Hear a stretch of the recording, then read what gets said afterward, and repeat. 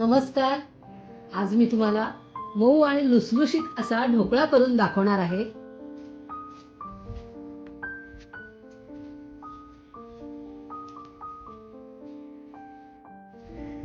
जाळीदार ढोकळा करण्याचं साहित्य मी तुम्हाला दाखवते.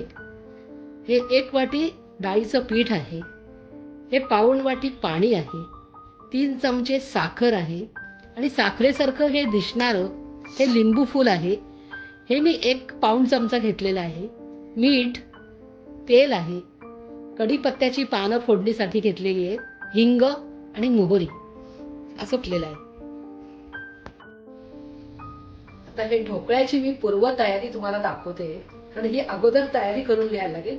तेव्हा मी ही अशी कढई ठेवलेली आहे गॅसवर. अजून मी गॅस चालू केलेला नाहीये, मी तुम्हाला दाखवते. हा डबा घेतलेला आहे कुकरचा मी एक, आणि ह्याला तेल लावून घेणार आहे.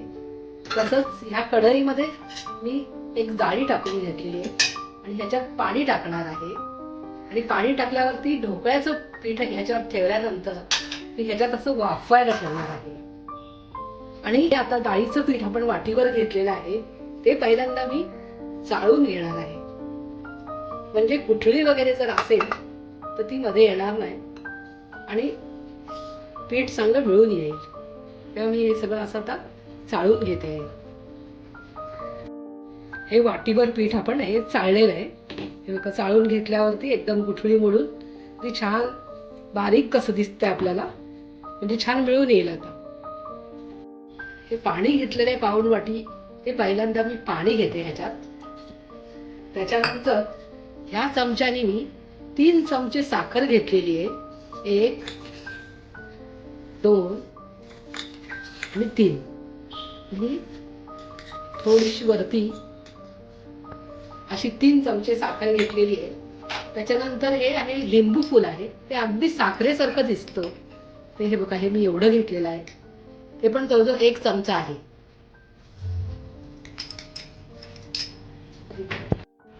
आता पळीवर हे तेल घेतलेलं आहे, ते पण ह्याच्यामध्ये आपण मिक्स करूया. नंतर हे चवीप्रमाणे मीठ घेतलेलं आहे,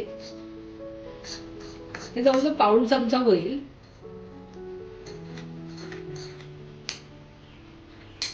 आणि आता आपण हे सगळं मिक्स करूया. साखर आणि ते लिंबू फूल व्यवस्थित विरघळायला हवं.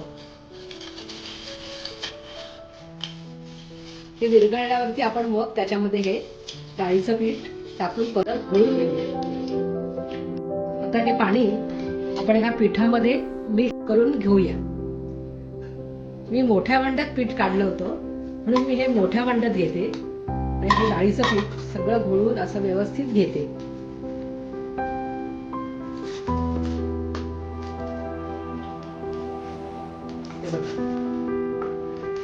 आणि मग आपण त्याच्यामध्ये अगदी करायच्या वेळेला बेकिंग सोडा टाकणार आहोत.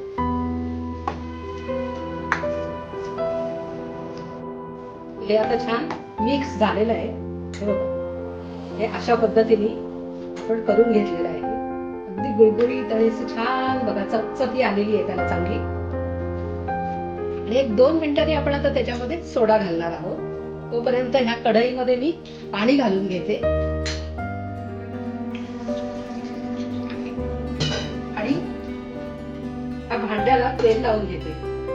अशा प्रमाणे तेल लावून घेते, म्हणजे हे ढोकळ्याचं पीठ आपल्याला ओतताना येईल त्याच्यात.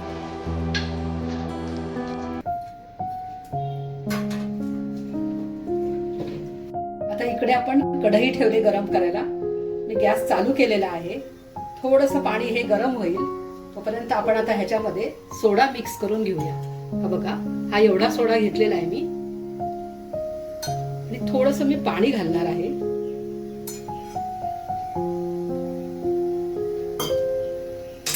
आणि हे असं चांगलं ढवळून घेणार आहे. आणि सोडा टाकल्याबरोबर बघा हा रंग कसा बदलतो, तो असा छान हा रंग बदलतो.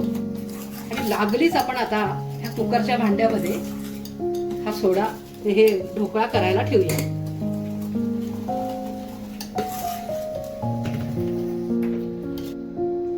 ढोकळा करायला ठेवते. हे बघा, ह्या भांड्यात ओतते आहे.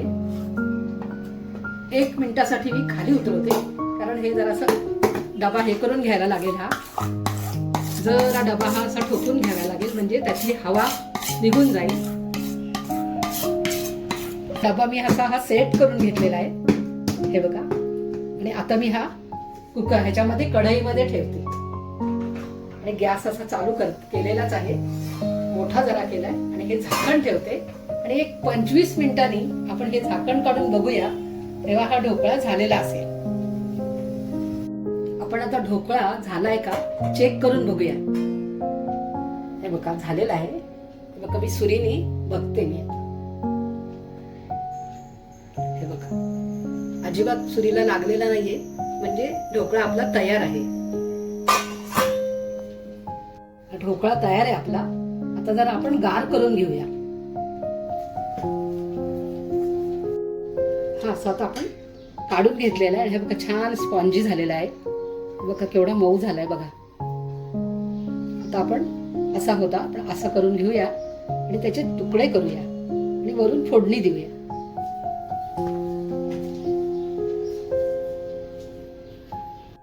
तर गॅसवर आपण तेल गरम करायला ठेवलेलं आहे.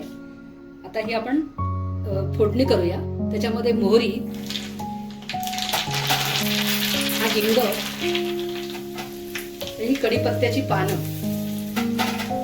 आता ही फोडणी आपण करून गार करायला ठेवूया आणि मग तुम्हाला बाकीचं मी दाखवते.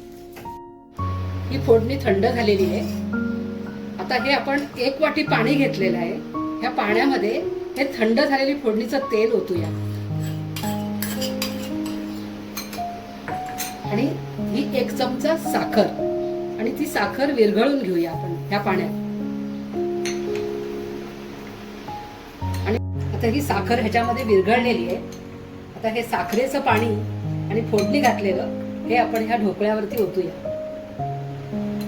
हे सगळं पाणी आपण ह्याच्यावर ओतणार आहोत म्हणजे हा ढोकळा हे सगळं शोषून घेणार आहे.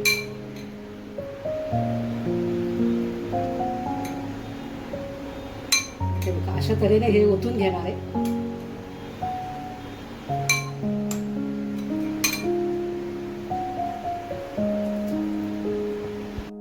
फोडणी ओतून झालेली आहे ह्याच्यावर आणि पाणी पण सगळं शोषलेलं आहे हे. आता आपण कोथिंबीर घालूया ह्याच्यावर.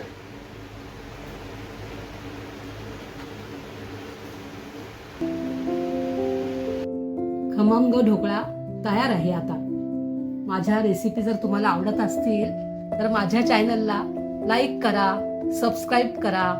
धन्यवाद.